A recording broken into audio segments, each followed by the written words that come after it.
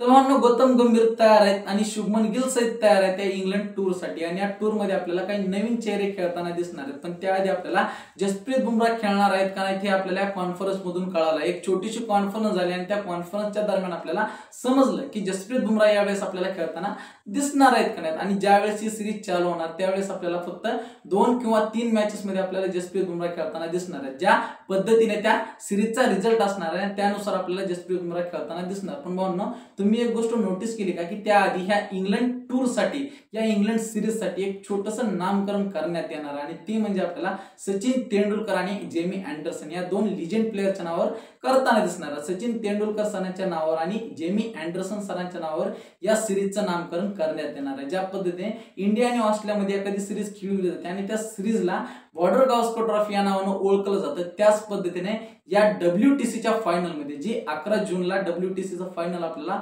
Australia आणि south आफ्रिकामध्ये खेळताना दिसणार आहे, त्याच मध्ये आपल्याला या सचिन तेंडुलकर आणि जेमी अँडरसन सरांच्या नावावर या सिरीजचं नामकरण करण्यात येणार। आणि यानंतर या इंडिया आणि इंग्लंडच्या सिरीजला तेंडुलकर अँडरसन ट्रॉफी या नावानं ओळखलं जाईल।